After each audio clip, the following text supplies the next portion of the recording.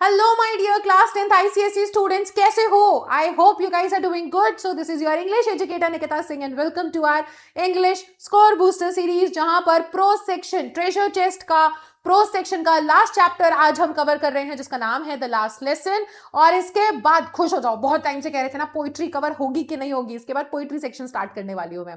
तो आज के इस वीडियो के अंदर द लास्ट लेसन इस चैप्टर का हम कवर करने वाले हैं। क्विक समरी पूरा मैं आपको चैप्टर रिवाइज करवा दूंगी, आपको इस चैप्टर के कैरेक्टर स्केचेस मिल जाएंगे, साथ ही साथ आप लोगों को थीम भी मिल जाएगी। तो ये सारी चीजें हम आज की वीडियो में डिस्कस करने वाले 15 मिनट के अंदर अंदर, ठीक है। और साथ ही साथ सुनो, अगर आप लोगों ने बाकी चैप्टर्स की वीडियो नहीं देखी है तो यहाँ पे प्लेलिस्ट डाल दिया है, आई बटन पे क्लिक करो, प्लेलिस्ट देखो, सारे प्रोज सेक्शन जूलियस सीजर की सारी वीडियोस मिल जाएंगी। और ऐसा कंटेंट है जो कि अब तक तो तुम भी जानते हो कि ये तुम्हें कहीं और नहीं मिल रहा है, right, not even in your paid batches.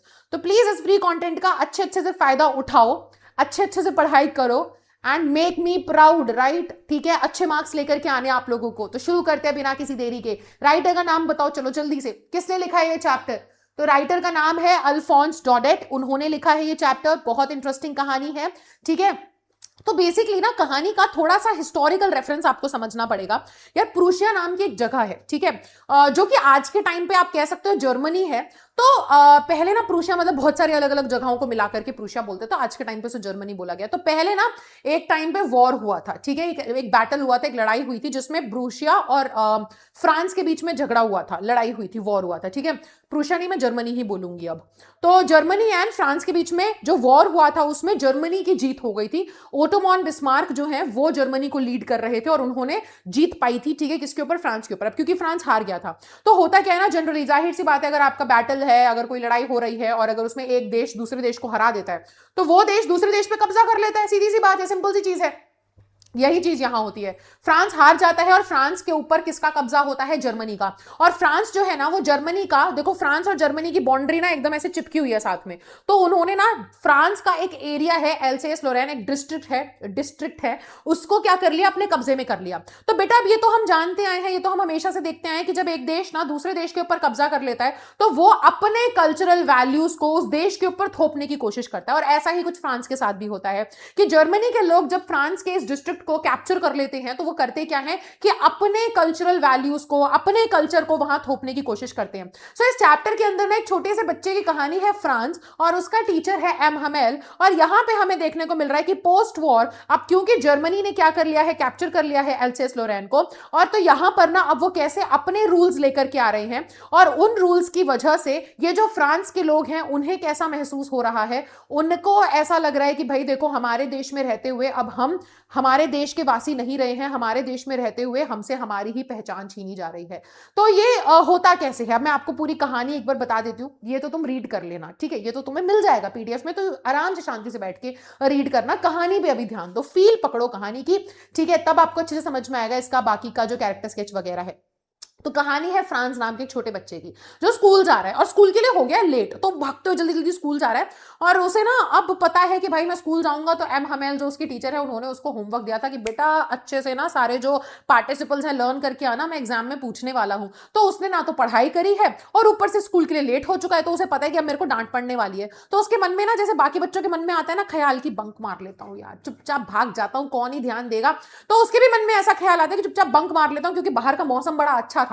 लेकिन वो जैसे तैसे अपने आप को एकदम फोकस में रखते हुए कि नहीं, अपना मन मारते हुए वो स्कूल की तरफ भागता है। अब जैसे वो स्कूल की तरफ भाग रहा होता है ना, तो रास्ते में एक टाउन हॉल आता है, बैठक समझ लो। उसके बाहर एक बुलेटिन बोर्ड लगा होता है, नोटिस बोर्ड लगा होता है, वहां पे एक नया नोटिस चिपका होता है, बड़ी भीड़ होती है, लोग सब उसको नोटिस को पढ़ रहे होते हैं। अब फ्रांस भागते भागते सोच रहा होता है कि यार अब की बार क्या है ऐसा नोटिस में, जितनी भी मनहूस खबरें आई है ना कि हम बैटल हार गए और अब मतलब जर्मनी के सोल्जर्स अब हमारे देश में आकर के रहेंगे, जितनी भी न्यूज है ये सारी बेकार खबरें मुझे इसी बुलेटिन बोर्ड से देखने को मिली है। अब पता नहीं क्या न्यूज आई है दोबारा से वहां पर इतनी भीड़ लगी हुई है। और वो बेचारा जैसे तैसे इग्नोर करते हुए भागता है स्कूल में और स्कूल में पहुंचता है। अब उसने तो प्लान बना रखा था कि अब मैं लेट हो गया हूं, तो लेट जब हो जाते हैं स्कूल में तो शुरू शुरू में होता है ना कि बच्चे सेटल डाउन हो रहे हैं क्लास में, तो उनके बातें बातें करने की आवाज आ रही है, बच्चों के डेस्क ओपन करने की, डेस्क क्लोज करने की, टीचर के ऐसे रूलर को ऐसे टेबल पे पटकने की, शांत एवरीबडी क्वाइट, इन सब की आवाजें आ रही हैं, है ना।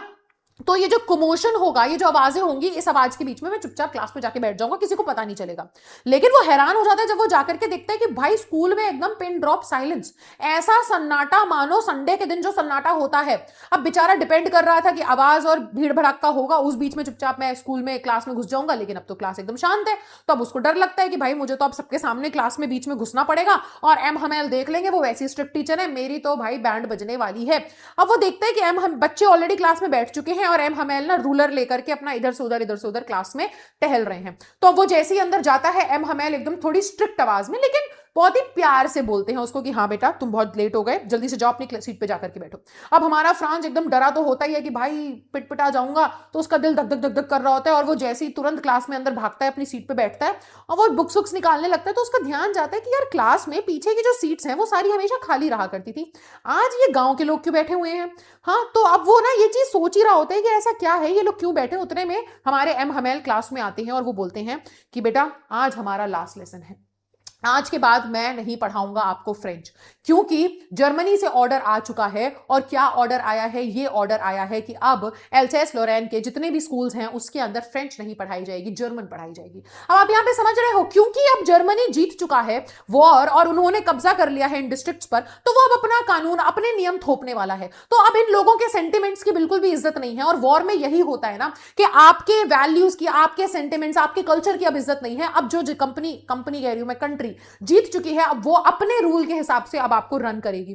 तो अब यहां पर जो हमारे एम हमेल पिछले 40 साल से इसी स्कूल में पढ़ा रहे थे, देश की सेवा कर रहे थे। Teaching is a very noble profession, right, है ना। आप सिर्फ पढ़ा नहीं रहे हो, आप यंग माइंड्स को शेप कर रहे हो, आप देश का भविष्य बना रहे हो, है ना। अब मैं तुम लोगों को पढ़ा रही हूं, जो वैल्यूज मैं तुमको दे रही हूं, यही वैल्यूज तो तुम अपने अंदर रखोगे मुझसे, अगर शायद तुम कुछ चीजें सीख पाओ और इन क्लासेस से कुछ सीख पाओ, तो वही वैल्यूज आगे जाकर के आपको एज अ ह्यूमन बीइंग बनाती हैं, आपको कंप्लीट करती हैं, आपकी पर्सनालिटी का हिस्सा बनती है। और आगे जाकर के तुम में से ही कोई होगा जो शायद किसी कंपनी का सीईओ बन जाएगा, आप कहीं ना कहीं हमारे देश के जीडीपी में कंट्रीब्यूट कर रहे होगे, शायद कोई आगे जाकर के पॉलिटिशियन बनेगा, कोई आगे जाकर के कुछ बहुत अच्छा करेगा, तुम साइंटिस्ट बन जाओगे एंड कंट्रीब्यूट करोगे देश के फ्यूचर में, देश की ग्रोथ में। तो अब यही वो बोल रहे हैं कि पिछले 40 साल से वो कर रहे थे, ये एक सर्विस कर रहे थे, और अब अचानक से क्या हुआ, अब अचानक से 40 साल की सर्विस जो है वो दी एंड आ जाता है उस पर, कि अब ऑर्डर आ चुका है कि फ्रेंच तो पढ़ाई नहीं जाएगी। तो फ्रेंच का जो टीचर है अब उसे स्कूल नहीं, देश छोड़ के जाना पड़ेगा, क्योंकि अब उसका काम खत्म है यहाँ पर।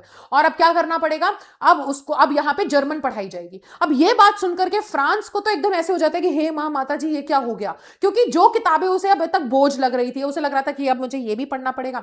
अब वो होता है ना फीलिंग कि जब तक कोई चीज हमारे पास थी तब तक हमें उसकी कदर नहीं थी, लेकिन जब वो चीज हमसे दूर चली जाती है तब हमें उसकी कदर समझ में आती है। तो अब उसे समझ में आया कि अच्छा, एम हमेल ने इतने नए कपड़े पहने हैं, ग्रीन कलर का कोट, फ्रिल वाली शर्ट, तो ये जो कपड़े हैं ये तो सिर्फ वो तब पहनते थे जब कोई स्पेशल ओकेजन होता था, इसलिए इन्होंने ऐसे कपड़े पहने हैं, और इसीलिए पीछे गांव के लोग बैठे हैं, क्योंकि ये सब ट्रिब्यूट देने आए हैं। हमारे एम हमेल ने 40 साल जो सेवा करी है देश की, उनकी इज्जत करते हुए उनको ट्रिब्यूट करने आए हैं। और साथ ही साथ उन बेचारों को भी पछतावा है कि उन्होंने समय रहते हुए क्यों नहीं पढ़ा, क्योंकि अब हमारे पास मौका ही नहीं है पढ़ने का। अब फ्रांस को ऐसा लगने लग जाता है कि हे भगवान, काश मैंने पहले पढ़ लिया होता, अब आज के बाद मैं अपनी भाषा नहीं पढ़ पाऊंगा, आज के बाद मेरी, अब आप समझो बेटा, एक लैंग्वेज जो होती है वो एक आइडेंटिटी होती है ना। हम सब जो हैं वो एक जैसे ही हैं। अब अगर मैं बोलूं कि तुम गुजराती हो, और अगर मैं बोलूं कि मैं दिल्ली से हूं, तो हमारे बीच में फर्क क्या है, तुम्हारे पास भी 2 आंखें, मेरे पास भी 2 आंखें, तुम्हारे पास 2 हाथ, मेरे पास 2 हाथ, 1 नाक 2 कान, हम एक जैसे ही तो दिखते हैं,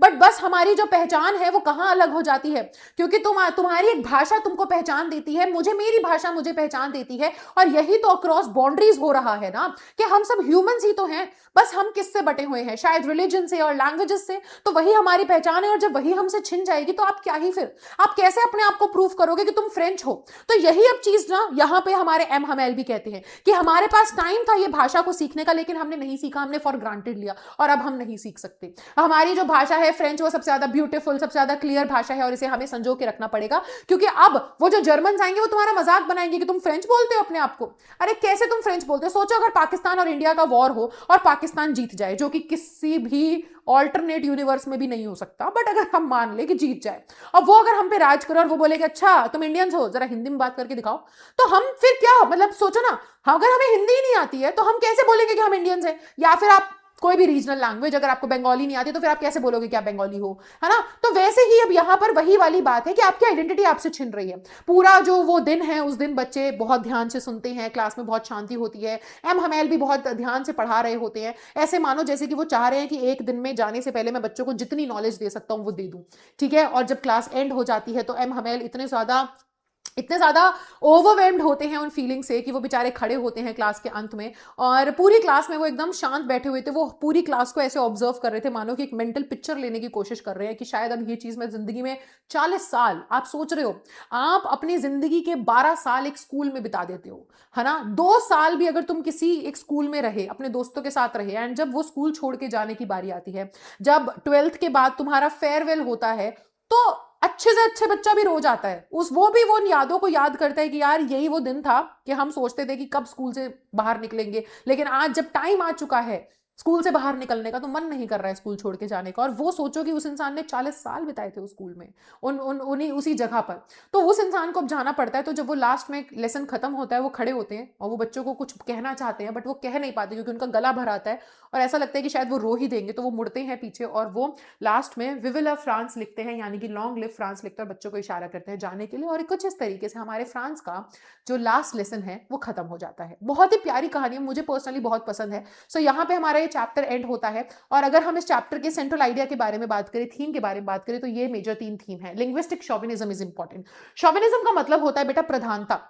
देखो कोई इंसान अगर ये मानता है कि उसका पर्टिकुलर जेंडर, अगर कोई आदमी है, वो ये मानता है कि आदमी तो बहुत महान होते हैं, आदमी सबसे ज्यादा ऊपर होते हैं, बाकी जेंडर औरतें वगैरह जो हैं वो तो उनसे नीचे हैं। तो ऐसे इंसान को बोलेंगे क्या कि आप किसी पर्टिकुलर आइडिया को लेकर के उस बहुत ऑब्सेस्ड हो और आप मानते हो कि वही बेटर है, बाकी कुछ बेटर नहीं है, वो शोविनिज्म होता है। अब लिंग्विस्टिक शोविनिज्म है क्योंकि जर्मनी के लोग मानते थे कि उन्हीं की भाषा जो है वही सबसे सुपीरियर है और फ्रेंच जो लैंग्वेज है वो इतनी सुपीरियर नहीं है, और वो रूल एकदम से पास कर देते। तो यहां से लिंग्विस्टिक शोविनिज्म पता चलती है।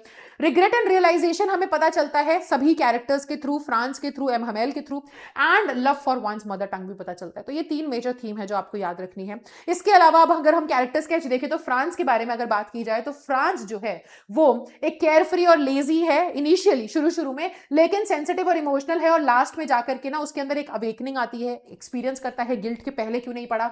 यंग जनरेशन को रिप्रेजेंट कर रहा है, इग्नोरेंस एंड रियलाइजेशन है यहाँ पर, ठीक है। अगर हम एम हमेल, कुछ ऐसे कपड़े पहने थे एम हमेल ने, उनके बारे में बात करें तो एम हमेल डेडिकेटेड और सिंसियर टीचर है, पेट्रियोटिक है, इमोशनल है, रिग्रेटफुल है, ये डिग्निफाइड, सिंबॉलिक या symbol of cultural pride and resistance. So ये है हमारा आज का चैप्टर जो खत्म होता है यहाँ पर। लेकिन जो इंपॉर्टेंट कीवर्ड्स आप अपने आंसर में यूज करोगे वो ये सभी हैं: mother tongue, linguistic identity, patriotism, nationalism, German occupation, cultural loss, regret and realisation, language as freedom, last French lesson, resistance and education neglected. तो ये कुछ इंपॉर्टेंट कीवर्ड्स होंगे। तो यहां पर आज की इस वीडियो के साथ होता है हमारा प्रोज सेक्शन का दी एंड। ट्रेजर चेस्ट में जितने भी प्रोज सेक्शन में मतलब चैप्टर्स हैं वो कवर कर लिया। अब सिर्फ और सिर्फ तुम्हारी पोम्स मेरे को कवर करवानी है और लिटरेचर का सिलेबस ओवर हो जाएगा। तो ये वीडियोस अब तुम्हारे लिए अवेलेबल रहेंगी चैनल पे, जाकर के बढ़िया से फायदा उठाओ, अच्छे से इन वीडियोस को देखो, बार बार इनको गो थ्रू करो, रिविजन करो, अच्छे से पढ़ो और अच्छे नंबर लेकर के आओ, and make me feel proud, ठीक है, make your parents proud, right. And फिर उसके बाद जल्दी से मैं तुम लोगों का लैंग्वेज का सिलेबस भी कवर करवा दूंगी स्कोर बूस्टर में, जहां पे छोटे वीडियोस आ जाएंगी ग्रामर के टॉपिक्स पे एंड राइटिंग सेक्शन पे, ताकि एग्जाम से पहले टाइम तो होगा नहीं ना इतने बड़े 2-2 घंटे के वन शॉट देखने का, कि क्विकली तुम रिवाइज कर सको। तो मैं मिलूंगी आपसे अगले वीडियो में। अगर अच्छा लगा हो ना सेशन तो चैनल पे नए हो तो सब्सक्राइब जरूर करना, ठीक है, would mean a lot to me. And also अपने फ्रेंड्स को भी इस वीडियो को शेयर कर देना, ठीक है। तो मैं मिलूंगी अब नेक्स्ट क्लास में, तब तक के लिए bye guys, take care and thank you so much everybody.